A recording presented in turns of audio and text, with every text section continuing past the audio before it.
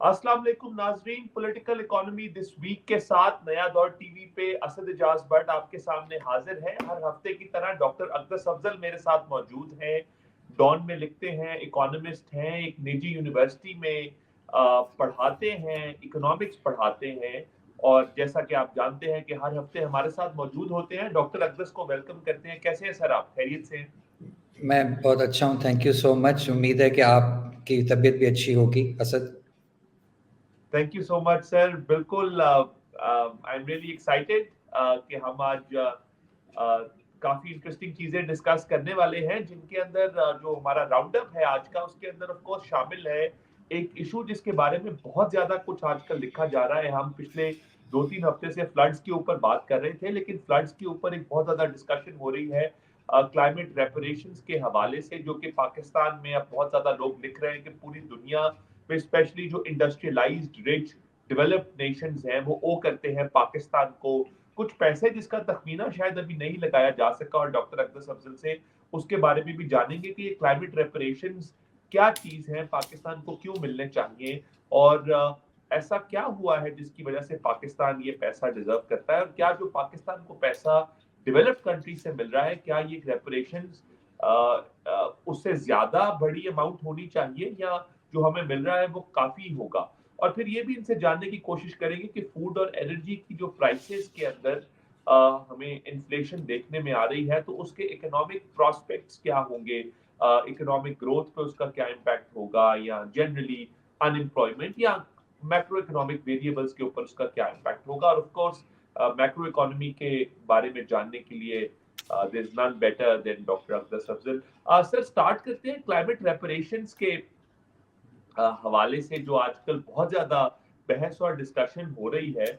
आपको लगता है कि जेन्युइनली डिजर्व करते हैं डेवलपिंग नेशन जो कि किसी ना किसी क्लाइमेट चेंज मैनिफेस्टेशन के साथ जूझ रहे होते हैं, कि उनको पैसा मिले डेवलप्ड कंट्री से? डेवलप्ड कंट्रीज तो हमारी वैसे भी इमदाद कर ही रहे हैं sir, why are we asking for this?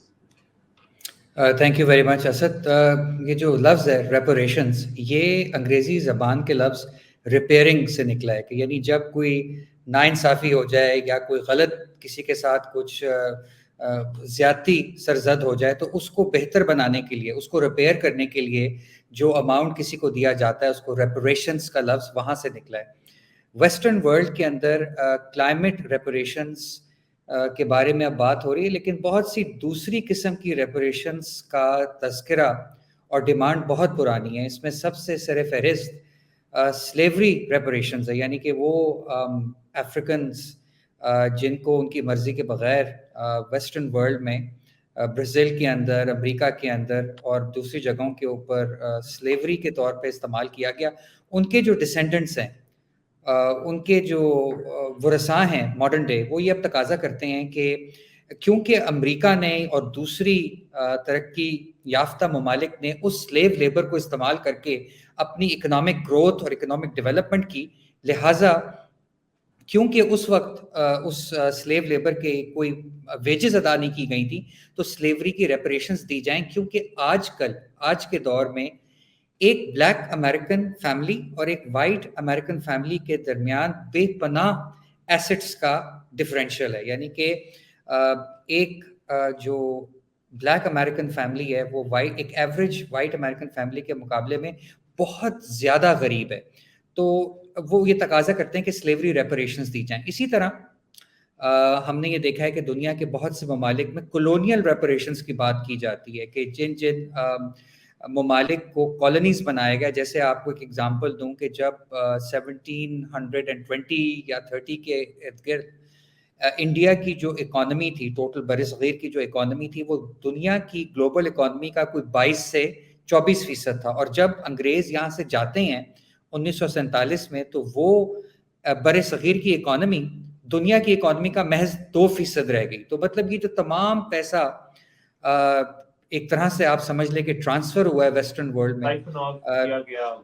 जी जी। तो वो एक प्रोफेसर हैं दिल्ली की एक यूनिवर्सिटी में, उसका नाम है जवाहरलाल नेहरू यूनिवर्सिटी JNU। वहाँ पे प्रोफेसर पटनायक हैं, उन्होंने ये कैलकुलेशन की है और उन्होंने कहा है कि कॉलोनियलिज्म के थ्रू, ये इसके थ्रू ब्रिटेन ने इंडिया से $45 ट्रिलियन का सरप्लस एक्सट्रैक्ट किया, तो उसका जो खमियाजा है वो रेपरेशंस की सूरत में मिलना चाहिए। तो इसी तरह क्लाइमेट की अगर हम बात करें तो देखेंगे इस तरह से है कि 1750 ऑनवर्ड्स जब वेस्टर्न वर्ल्ड में प्राइमरीली ब्रिटेन के अंदर इंडस्ट्रियल रेवोल्यूशन का आगाज़ होता है, जिसमें कोयला इस्तेमाल करके ये तमाम जो ममालिक थे, बिलखुसूस बरतानिया, अमेरिका और दूसरी यूरोपियन कंट्रीज़, उन्होंने कोयला इस्तेमाल करके और दूसरे जिनको डर्टी फ्यूल्स कहा जाता है क्योंकि उनके अंदर कार्बन कंटेंट बहुत ज़्यादा होता है, उन्होंने अपनी इकोनॉमीज़ को बहुत ऊपर तक ले गए। ये बहुत अमीर ममालिक बन चुके हैं और प्राइमरीली जो कार्बन इमिशंस या जो जिसको ग्रीन हाउस गैसेस कहते हैं, जो कि क्लाइमेट चेंज का सबब बन रही हैं, प्राइमरीली 92% के करीब ये तमाम की तमाम कार्बन इमिशंस या green house gases global north या जो डेवलप कंट्रीज़ हैं उन्होंने एटमॉस्फेयर में की है। तो हम तो उसके रिसीविंग एंड के ऊपर हैं। पाकिस्तान के जो कार्बन इमिशंस या ग्रीन हाउस गैसेज हैं दे आर लेस देन 1%, क्योंकि हमारी इकोनॉमी का साइज बहुत छोटा है, लेकिन उसका खमियाजा पाकिस्तान भुगत रहा है, हम उसके फोर फ्रंट में। तो लिहाजा अब ये बात होना शुरू हुई है और ये बेसिकली शुरू हुई है वेस्टर्न वर्ल्ड से ही। वहाँ पे एक बहुत बड़े इंटेलेक्चुअल हैं, उनका नाम है जेसन हिकल। मेरा ख्याल है कि वो आजकल लंदन स्कूल ऑफ इकोनॉमिक्स में पढ़ाते हैं, आई मे बी मिस्टेकन, लेकिन वो बहुत ही एक सफ़े अव्वल के इंटेलेक्चुअल हैं। और मज़ीद लोगों ने, पाकिस्तान के अंदर भी बहुत से लोगों ने इसके ऊपर बात की है कि पाकिस्तान को क्लाइमेट रेपरेशंस मिलनी चाहिए, यानी कि जो हमारा नुकसान यहाँ पे हो रहा है जिसका ज़िम्मेदार वेस्टर्न वर्ल्ड है, क्योंकि उन्होंने वो एमिशंस दुनिया में किए हैं अब अमीर होने के लिए, तो हमें उसके पैसे मिलने चाहिए। देखें, रेपरेशंस का मिलना तो एक बहुत ही मुश्किल चीज़ नज़र आती है, क्योंकि आपको ये जान के बहुत अफसोस होगा, हमारे नाजरीन को ये जान के भी बहुत अफसोस होगा कि आज तक अमेरिका ने स्लेवरी के हवाले से कोई रेपरेशंस अदा नहीं की, कोई रेपरेशंस अदा नहीं की। तो आप ये देख सकते हैं कि वो क्लाइमेट रेपरेशंस अदा करने में भी अपना दामन चुराएंगे। लेकिन मेरा ये ख्याल है कि अगर इमीडिएटली क्लाइमेट रेपरेशंस पाकिस्तान को नहीं मिल सकती, तो कम से कम जो हमारा एक सिग्निफिकेंट एक्सटर्नल डेट है असद साहब, जो कि अब इंक्रीजिंगली हमारी फिस्कल स्पेस को खाता चला जा रहा है। अगर आप इस दफ़ा देखें तो आप देखेंगे कि almost 40% of our budget is interest payments on that external debt. तो हम कम से कम ये तो तकाजा कर सकते हैं दुनिया से कि ये जो इतनी एक आफत आकर के हमारे सामने खड़ी हो गई है, तो इसमें कम से कम हमें 5 साल का एक ग्रेस पीरियड दिया जाए, ताकि हम उस पैसे को जो कि हम सूद की मद में आप लोगों को दे रहे हैं, उसको कम से कम अपने लोगों पे खर्च कर सकें, अपने लोगों की रिहैबिलिटेशन के लिए लगा सकें, क्योंकि ये एक बहुत बड़ी कैटास्ट्रफी है। मतलब ये हर दिन हम ये देख रहे हैं कि ये इसके नंबर्स बढ़ते चले जा रहे हैं। जो NDMA की सिचुएशन रिपोर्ट है, जब लास्ट टाइम मेरी आपसे बात हुई थी, तो उस वक्त जो अगर मैं आपसे नंबर डिस्कस करूं, तो उस वक्त जो डेथ्स का तयन था, जो इसमें अमवात हुई हैं, वो तकरीबन कोई 1100-1200 के ऊपर था। ये बढ़ के अब 1600 के करीब पहुंच चुका है, नंबर 1। नंबर 2, मुझे अच्छी तरह से याद है कि हमने बात की थी कि जो टोटल रोड्स को डैमेज हुआ है वो 6600 किलोमीटर है। असद ये बढ़ के 13,000 किलोमीटर हो चुका हुआ है। तो जैसे जैसे वक्त गुजरता चला जा रहा है, इसके जो नुकसानात है वो हमारे सामने आते चले जा रहे हैं। और आखिरी बात मैं ये कहूँगा कि हाल ही में आज या कल यस्टरडे WHO ने एक इमरजेंसी एक तरह की अपील की है, और उन्होंने ये कहा है कि एक और कैटास्ट्रफी आने वाली है पाकिस्तान के अंदर, और उसका ताल्लुक उन बीमारियों से है जो उन बेचारे लोगों को होती चली जा रही हैं, जो कि उस स्टैग्नेंट वाटर, उस खड़े पानी से जो वबाएं फूट रही हैं, जो उसका शिकार हो रहे हैं, जिसके अंदर मलेरिया, डेंगू, डायरिया और बहुत सी किस्म की स्किन की, जिल्द की बीमारियां, अमराज जिल्द। तो पाकिस्तान के सामने ये बहुत बड़ी कैटास्ट्रफी है। अगर रेपरेशंस नहीं देना चाहती हमें डेवलप वर्ल्ड या ग्लोबल नॉर्थ, जो कि मेरा ख्याल है कि हमें मिलनी चाहिए, तो कम से कम हमें डेट सर्विसिंग के अंदर, या जो हमें कर्जा अदा करना है جو ہم نے جس کے ہم سود دیتے ہیں اس میں تو ہمیں کسی قسم کا روم دیا جا سکتا ہے، کیونکہ اس کی نظیر بھی ملتی ہے، اس کی مثالیں ہیں کہ 1953 میں ایک لنڈن ڈیٹ اگریمنٹ ہوا جس میں بہت سی کنٹریز نے بشمول پاکستان جرمنی کا جو ڈیٹ تھا اس کو معاف کر دیا تھا. تو میرا خیال ہے کہ اگر ہم بھی اسی قسم کا تقاضا کریں تو یہ کوئی غلط بات نہیں ہوگی اس وقت. جی ڈاکٹر صاحب بالکل آپ نے ٹھیک کہا. ایک تجویز اس کے بارے میں یہ ہے کیونکہ this ties into the climate finance area جس کے اندر بہت زیادہ اس وقت دنیا میں جس پہ اسپیشلی پیرس اگریمنٹ کے بعد بہت زیادہ ڈسکشن ہو رہی ہے، بعض گشت ہے کلائمیٹ فائنانس کے بارے میں کہ کتنا جو نیشنلی ڈٹرمنڈ کنٹریبیوشنز ہیں این ڈی سیز جو ہر ملک نے سائن کیے پیرس اگریمنٹ کے بعد، جس میں انہوں نے گرین ہاؤس گیس ایمیشنز کو لمٹ کرنا تھا ٹو اے سرٹن ڈگری، اس میں ہر ملک نے اپنے اپنے پلیجز دیے کہ ہم اتنا لمٹ کریں گے، اور پھر تخمینہ لگانے کی کوشش کی کہ ہر ملک کو کتنا پیسہ فائنانس کتنی ریکوائرڈ ہوگی، جس میں it is a mix of public finance, private finance, یا وہ پیسہ جو ڈونر سے بھی آئے گا. اصل اس میں ایک ڈاکٹر صاحب 2-3 سوالات ہیں جو ہکل نے بات کی ہے ریپریشنز کے حوالے سے کہ وہ ریپریشنز کا ایسٹیمیشن یا تخمینہ کیسے لگایا جائے گا. پہلے تو کس لیول کی کیٹاسٹرفی یا ہوگا، یعنی اس کا تھریش ہولڈ کیا ہوگا کہ کس لیول پہ ڈیمیج ہوگا to qualify for climate reparations. اور دوسری بات اس میں یہ کہ کیا باقی ممالک اپنی گلوبل ایمیشنز میں جو ان کا شیئر ہے، کیا اس شیئر کے حوالے سے سارے ممالک پے کریں گے؟ کیا سارے ممالک پے کر بھی پائیں گے؟ کیا ڈیولپنگ کنٹریز، چاہے ان کے شیئر بہت چھوٹے ہیں لیکن ڈیولپڈ ورلڈ میں بھی تو آپ جانتے ہیں کہ ریسنٹ پاسٹ میں ایون پرہیپس یو ایس کے اندر ہر سال ہم دیکھتے ہیں کہ ہیل سٹارمز بھی ہیں اور چھوٹے چھوٹے فلڈز بھی ہیں مختلف امریکہ کی سٹیٹس میں. تو کیا ڈیولپنگ کنٹریز بھی ان کو اسی حساب سے اور اپنی ایمیشنز کی پروپورشن کے حساب سے پے کریں گے؟ تو کیسے تخمینہ لگایا جا سکتا ہے آپ کے خیال سے کہ ریپریشنز ایک just for international climate justice ایک جسٹ ریپریشن کیا ہونی چاہیے؟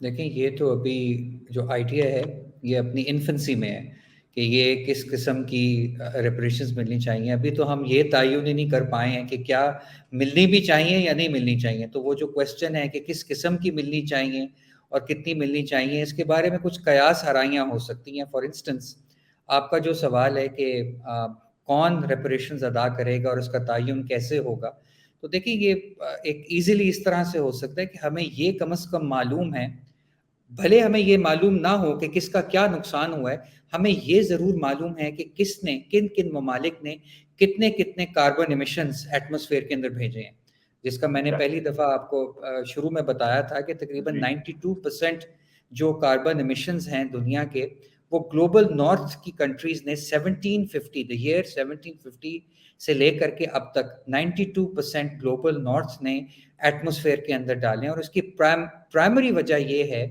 کہ جب یہاں پر اکنامک گروتھ ہونا شروع ہوئی آفٹر دا انڈسٹریل اور ڈیورنگ دا انڈسٹریل ریولوشن، تو جہاں انڈسٹریل ریولوشن اکنامک گروتھ کی کہانی ہے وہ ایک ایکسپونینشل، ایک بہت زیادہ انرجی کنزمپشن یا فاسل فیول انرجی کنزمپشن کی بھی کہانی ہے، کوئلے کے استعمال کی کہانی ہے. تو ہمیں بالکل اچھی طرح سے اندازہ ہے کہ کن کنٹریز نے کنٹریبیوٹ کیا. اور میرا خیال ہے کہ جہاں تک کنٹریبیوشنز کا سوال ہے تو وہ بہت کلیئر ہے کہ یہ کنٹریبیوشنز کسے دینی ہے. یہ کنٹریبیوشنز ہمیشہ اس کو ادا کرنی ہے جس نے زیادتی کی ہے. فار انسٹنس جیسے آپ سلیوری ریپریشنز کی بات کریں تو وہ کبھی افریقہ کو نہیں دینی، وہ ہمیشہ گلوبل نارتھ کو ہی دینی ہے. ہاں اس کا تعین ہم کر سکتے ہیں کہ ایک انسانی جان جو کسی کو اس کی مرضی کے بغیر 1600 کے اندر امریکہ لایا گیا، تو اس کا ایک تعین، ایک قیاس کیا جا سکتا ہے، ایک انڈرسٹینڈنگ کریٹ کی جا سکتی ہے. لیکن دینا بہت کلیئر ہے کہ کس کو دینا ہے. اسی طرح کولونیل ریپریشنز کا معاملہ ہے، اس پہ بات ہو سکتی ہے کہ کتنی ہے، لیکن دینی کس کو ہے وہ تو کالونائزر کو ہی دینی ہے. جی डॉक्टर साहब, इसमें आपको लगता है कि चूंकि क्लाइमेट जस्टिस का मामला है और रेपरेशंस का जहां तक सवाल पैदा होता है या डैमेजेस जिसको हम लीगल लैंग्वेज में कहते हैं वो क्लेम करने की मामला हो सकता है, तो आपको लगता है कि एक a good nice consortia with a diverse group of developing countries could come together and move the international court of justice to do this? आपको लगता है ये कि ये बहुत किया जाना चाहिए या किया जा सकता है? ये बहुत आपने इंटरेस्टिंग बात की है असद, और मैं आपकी बात से मुझे ख्याल आता है और वो कनेक्ट करता है मेरे पिछले कमेंट के साथ कि जब भी रेपरेशंस देने का सवाल आता है तो वो जिसने ज़्यादती की होती है उसी को देनी पड़ती हैं, उसी को देनी चाहिए, और इंसाफ का तकाजा भी यही होता है दुनिया में। और जो आपका सवाल है, और मैं ये समझता हूँ कि आपने बिल्कुल ठीक तरफ इशारा किया है कि आने वाले दिनों में आप देखेंगे कि एक अलायंस क्रिएट होगा उन ग्लोबल साउथ की कंट्रीज़ का, जैसे हम हैं एट द रिसीविंग एंड, कि जो इस चीज़ के बारे में एक स्ट्रगल शुरू करेंगी कि हम जैसी कंट्रीज़ को जिन्होंने नुकसान उठा रहे हैं क्लाइमेट चेंज के हवाले से, हमें कुछ ना कुछ इसकी कॉम्पनसेशन दी जाए।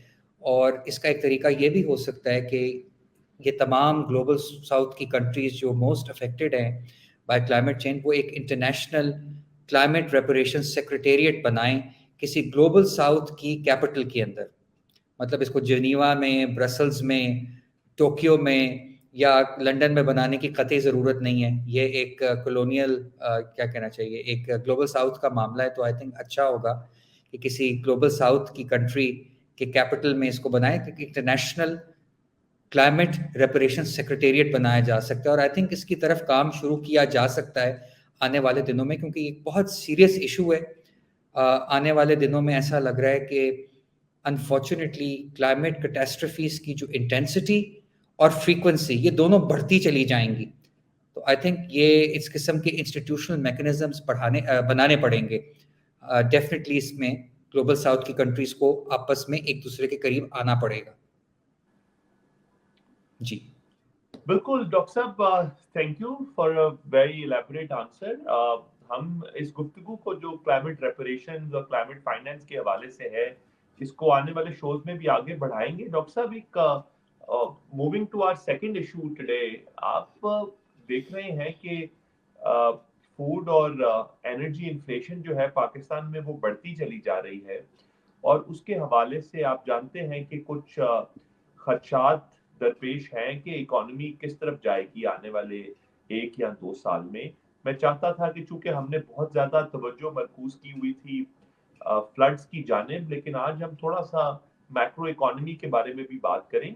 क्या लगता है डॉक्टर साहब आपको कि ये फूड और एनर्जी इन्फ्लेशन जो है, इसके एंटीसीडेंट्स क्या हैं, और आपको आगे जाके क्या लगता है कि मैक्रो इकोनॉमिक प्रोस्पेक्ट्स क्या होंगे पाकिस्तान के? देखिए, पाकिस्तान की जो जिस किस्म की अफरात ज़र का हमें सामना है, ये प्राइमरीली इंटरनेशनल ऑयल प्राइसेस और कमोडिटी प्राइसेस का जो एक सुपर साइकिल चला है in the wake of Russia Ukraine conflict, ये उसके जो कह रहे हैं ना आप, नॉक ऑन इफेक्ट्स अभी तक हमारी इकोनॉमी बर्दाश्त कर रही है, जिसमें सबसे ज़्यादा इम्पैक्ट इन्फ्लेशन के ऊपर आया है बेसिकली आपकी फ्यूल प्राइसेस का। क्योंकि फ्यूल प्राइसेस का भी इम्पैक्ट आता है, वो फिर फीड करता है आपकी यूटिलिटी बिल्स के अंदर, क्योंकि हम बहुत सी जो बिजली बनाते हैं वो तेल जला के बिजली बनाते हैं, तो उसके लिए भी हम इंपोर्ट कर रहे हैं। तो as soon as oil becomes expensive, ना सिर्फ वो पूरी एक तरह से एक रिपल, एक मल्टीप्लायर इफेक्ट इकोनॉमी में आता है, बल्कि आपकी यूटिलिटीज़ भी तमाम महंगी हो गई हैं, जैसा कि आपने देखा है। उसकी इतना इसके ऊपर लोगों को बहुत तकलीफ है।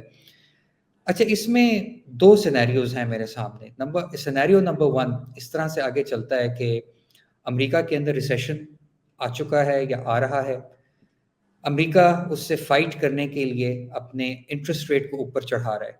आपने देखा कि अभी 21 तारीख को या 20 या 21 तारीख को वहाँ पे फेडरल रिजर्व की मॉनेटरी पॉलिसी कमेटी की मीटिंग होगी, जिसके बारे में ये कयास आराइयाँ की जा रही हैं कि एक दफ़ा फिर 75 से 100 बेसिस पॉइंट्स तक मॉनेटरी पॉलिसी को चढ़ाया जा सकता है। और जो पाकिस्तान का रुपया आपने देखा है कि बदस्तूर पिछले 11-12 सेशन के अंदर गिर रहा है डॉलर के अगेंस्ट, اس کی یہی وجہ ہے. اور باقی تمام کرنسیاں بھی دنیا میں آپ نے دیکھا ہے کہ وہ ڈالر کے اگینسٹ گر رہی ہیں. اب دیکھنا اب یہ ہو سکتا ہے کہ یہ ریسیشن آنے سے دنیا میں تیل کی قیمت کم ہونی شروع ہو جائے, جو کہ ہم نے دیکھا ہے کہ تھوڑا تھوڑا کم ہونا شروع ہو گئی, اور جس سے ایونچولی جا کر کے پاکستان کی انفلیشن بھی کم ہوگی. لیکن یہ کب ہوگا, یہ ایک بہت بڑا سوالیہ نشان ہے, کیونکہ اگر آپ دیکھیں جو ایسٹیمیٹس آ رہے ہیں انفلیشن کے بارے میں یا انٹرسٹ ریٹ کے بارے میں فرام دا یو ایس, وہ تو بہت خطرناک نظر آ رہے ہیں. وہ یہ کہہ رہے ہیں کہ اگلے 2 سال تک یہ جو انفلیشنری پریشرز ہیں امریکہ کے اندر, یہ سبسائڈ نہیں کرنے والے, اور ان کے ساتھ نبرد آزما ہونے کے لیے ان کی جو مانیٹری پالیسی ہے اس میں انٹرسٹ ریٹ چڑھتا چلا جائے گا. ابھی یہ 3 سے نیچے ہے, اس کو تقریباً 3.25% کے اوپر وہ لے جائیں گے, اور میں نے ایسٹیمیٹس دیکھے ہیں جو کہہ رہے ہیں کہ تقریباً 2024 تک this number could be close to 5%. تو یہ ایک کافی سگنیفیکنٹ اضافہ ہے, جس سے کافی ہٹ پڑے گی پاکستان کی کرنسی کو, کیونکہ پھر ڈالر جو ہے وہ رخ کرتا ہے امریکہ کا. تو یہ it's a very big question mark, کیونکہ یہ جو چیزیں ہیں یہ ہمارے کنٹرول میں نہیں, لیکن کچھ چیزیں ہمارے کنٹرول میں بھی ہیں اسد. اور وہ اس طرح سے کہ میں پچھلے دنوں ایک انڈیا اوریجن کے اکانومسٹ ہیں بہت مشہور, ان کی ایک ٹویٹ دیکھ رہا تھا جس میں وہ کہہ رہے تھے کہ انڈیا کے اندر بہت زیادہ انفلیشن ہے, فوڈ کی انفلیشن, وہ 7-8% کا نمبر بتا رہے تھے کہیں. تو میں نے جب پاکستان کے نمبر دیکھے تو میں بالکل میں حیران رہ گیا کہ پاکستان میں جو فوڈ انفلیشن ہے وہ تقریباً 30% کے اوپر پہنچی ہوئی ہے. And this sounds about right, کیونکہ ہمارا جو سی پی آئی ہے وہ بیسس کی آپ بات کر رہے ہیں, رائٹ؟ جی ایئر اوور ایئر بیسس کی بات کر رہا ہوں. تو آپ نے وہ دیکھا, وہ بھی ایئر اوور ایئر کی بات کر رہے تھے.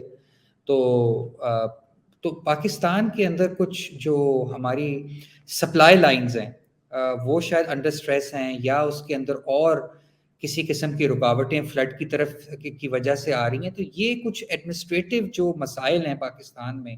اب انڈیا اور پاکستان میں ٹھیک ہے تھوڑا بہت فرق ہے, ہماری اکانومی وہ بہت بڑی اکانومی ہے, ہم بہت چھوٹی اکانومی ہے اس کے مقابلے میں.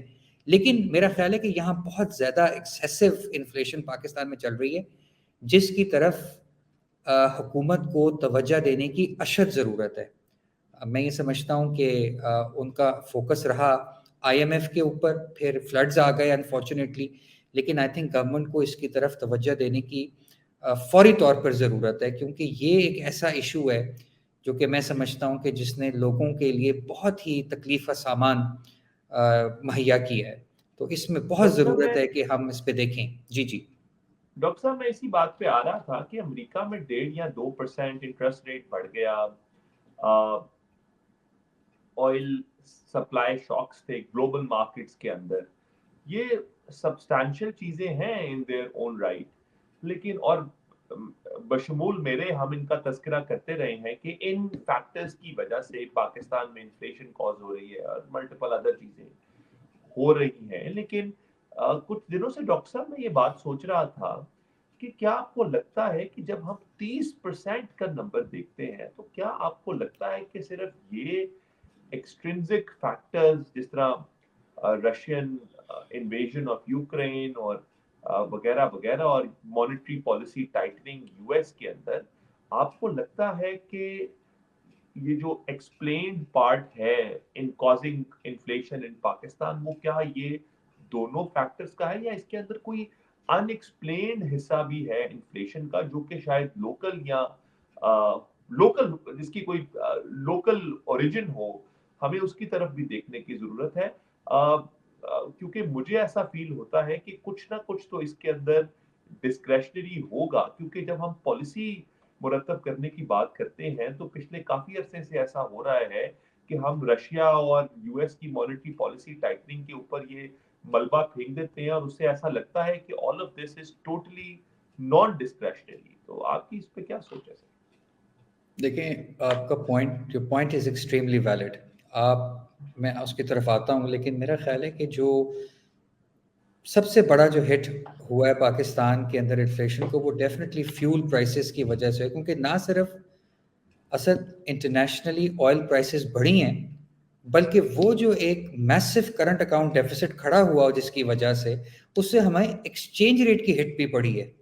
تو ہمارے یہاں دو چیزیں ہوئی ہیں. ایک تو یہ کہ انٹرنیشنل مارکیٹ کے اندر آئل کی پرائس ویسے ہی بڑھ گئی تھی, 115, 120, 127 تک وہ چلی گئی, اور ساتھ ہی ساتھ جو ہمارا ایکسچینج ریٹ آپ دیکھیں نا کہ وہ کہاں پہ کھڑا ہوا تھا, 170s کے اندر تھا, 160s کے اندر تھا, اور وہ وہاں سے 240s کے اوپر چلا گیا ہے. تو دس از اے میسو کہتے ہیں نا ایکسچینج ریٹ ہٹ ہماری اکانومی کو. تو ایک تو یہ کچھ مسائل ہیں جس کی وجہ سے ہم 11, 12, 13% کرتے کرتے suddenly we are in pushing 30%.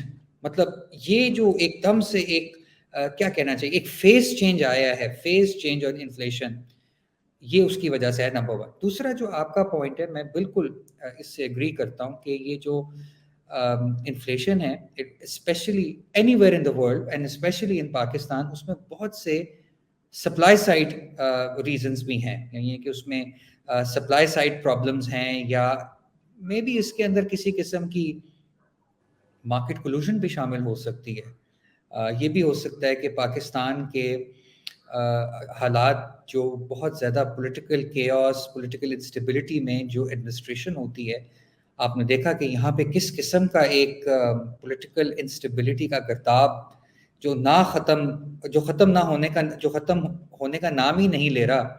اس میں آبویسلی جو کچھ ایسی طاقتیں ہوتی ہیں وہ اس پہ فائدہ اٹھاتی ہیں, وہ کلوژن کرتے ہیں, وہ اس کے اندر پرائسز کو بڑھانے کی کوشش کرتے ہیں. تو ہو سکتا ہے کہ اس کے اندر یہ ریزنس بھی ہوں, لیکن پرائمریلی مجھے نظر ایسے آ رہا ہے کہ یہ جو انفلیشن پاکستان فیس کر رہا ہے اس کے دو ریزنز ہیں. ایک تو یہ امپورٹڈ ہے نمبر 1, اور نمبر 2 جو ایکسچینج ریٹ ہمارا ڈپریشیٹ کر گیا ہے میسیولی, اس کی وجہ سے انفلیشن کی ایک سیلاب, خیر سیلاب کا ورڈ تو یہاں مناسب نہیں ہے کیونکہ پاکستان میں بہت سے لوگ اس کی وجہ سے بہت تکلیف کا شکار ہے, لیکن ایک طوفان جو آیا ہے انفلیشن کا, تو وہ اس کی وجہ سے آ رہا ہے. جی ڈاکٹر صاحب, انفلیشن کو دیکھتے ہوئے آپ کے خیال سے جسٹ اے کوئک کامنٹ کہ اگلے سال فلڈز کے حوالے سے تو گروتھ کے ایسٹیمیٹس آپ جانتے ہیں کہ اویلیبل ہیں, اور ایک ڈاؤن ورڈ ریویژن کی گئی گروتھ آؤٹ لک میں فار دا نیکسٹ ایئر, اس کو 5% سے ڈاؤن ورڈ ریوائز کر کے ہم 2% پہ, یعنی بہت سارے مختلف جریدوں نے اس کو 2% کے اوپر ایسٹیمیٹ کیا. میں نے خود تو یہ ایسٹیمیشن نہیں کی, لیکن that's what I've been reading around. آپ کے خیال سے یہ جو انفلیشن ہو رہی ہے نیچرلی اس کے اوپر بھی ابہام پایا جاتا ہے کہ انفلیشن کے امپیکٹس کیا ہوں گے. اکثر ایک انفلیشن کا امپیکٹ ہوتا ہے کہ وہ گروتھ کو سپریس بھی کر دیتا ہے, لیکن ایویڈنس اس کا بھی ملتا ہے کہ اکنامک گروتھ جو ہے وہ انفلیشن سے پروپیل بھی ہوتی ہے. تو آپ کے خیال سے گروتھ کو بڑھاوا ملے گا اگلے سال, کیونکہ فلڈز, اگر آپ فلڈز کو بھی فیکٹر ان کریں تو آپ کو کیا لگتا ہے کہ گروتھ کو ڈاؤن ورڈ ہمیں 5% سے ریوائز کرنا چاہیے یا یہ بڑھ بھی سکتی ہے؟ اچھا, یہ آپ کا again very good question Asad, and thank you for that. I think آپ نے بالکل دو جو میکینزمز ہیں ان کی طرف ٹھیک اشارہ کیا ہے. پہلا میکینزم یہ ہے کہ انفلیشن جب آتی ہے تو اس سے لوگوں کی بائنگ پاور کم ہونا شروع ہو جاتی ہے, اور آبویسلی اس کی وجہ سے کم چیزیں خریدتے ہیں, اور جس بھی اکانومی میں انفلیشن آتی ہے وہاں پہ اکنامک گروتھ ہٹ ہونا شروع ہو جاتی ہے, رائٹ. تو وہ آپ کی بات بالکل ٹھیک تھی. آپ کو یاد ہوگا کہ جو اس کی ڈاؤن ورڈ ریویژن تھی وہ تقریباً 3.5% کے اوپر پہنچ چکی ہوئی تھی, اور اب آپ نے جو حوالہ دیا ہے کہ اب 2% کا فگر آ رہا ہے. لیکن آپ کا جو دوسرا پوائنٹ ہے وہ بھی ایک انٹرسٹنگ پوائنٹ ہے, کیونکہ یہ جو تمام ریکنسٹرکشن ہوگی پاکستان میں, جو تمام پیسے دوبارہ سے اکانومی میں ڈالے جائیں گے, جو یہ بے نظیر انکم سپورٹ پروگرام کا 70 ارب روپے ڈالا جا رہا ہے, یہ تمام پیسے ڈالے جائیں گے کیونکہ لوگوں کے پاس سب کچھ ختم ہو گیا. ان کو اثر نو یہ تمام چیزیں بنانی ہیں, اینٹیں خریدنی ہیں, سیمنٹ خریدنا ہے, سو آن اینڈ سو فورتھ, ہر چیز خریدنی ہے, تو یہ پیسہ پھر سے ڈلے گا اکانومی میں. تو میں آئی تھنک جو بھی اس کا تخمینہ لگایا, ایم شور کہ انہوں نے اس کی طرف دیکھا ہوگا, تو یہ ایک طرح کا گروتھ پہ نیٹ افیکٹ ہوگا کہ جہاں انفلیشن کی وجہ سے گروتھ میں کمی آ رہی ہوگی, وہیں پہ یہ جو مانیٹری ایک طرح کا انجیکشن لگنے جا رہا ہے. مانیٹری انجیکشن, ہاں آپ کہہ سکتے ہیں اس کو, ایک طرح کا مانیٹری انجیکشن یہ کہ پیسہ اگر کیش جو ہے وہ انکریز ہو رہا ہے اکانومی کے اندر, تو اس سے ڈیفینیٹلی آپ دیکھیں گے کہ ملٹی پلائر افیکٹ کے تھرو اکنامک گروتھ ہوگی. اب اس میں فائنل کیا صورتحال نکلے گی, I think that as we are very far from that position, and I think اس کے لیے کوئی ایک اسپیشل قسم کا ایک ماڈل رن کرنا پڑے گا. تو میرا خیال ہے کہ شاید جو نمبر ہے وہ شاید 4% کے قریب بھی آ سکتا ہے گروتھ کا for next year, you know assuming کہ یہ جو پانی ہے یہ اگلے کوئی 1 مہینے کے اندر اندر نکل جاتا ہے, اور جو باتیں ہم سن رہے ہیں ویزاوی کہ حکومت اس قسم کے فنڈز اور ایکسپینڈیچر پرووائڈ کرنے جا رہی ہے وہ ہوتا ہے, تو I think we can think کہ جو گروتھ ہے وہ اگلے سال وہ تقریباً 3.5 سے 4% کے لگ بھگ ہو سکتی ہے. یہ بالکل ایک طرح کا back of the envelope case ہے میرا.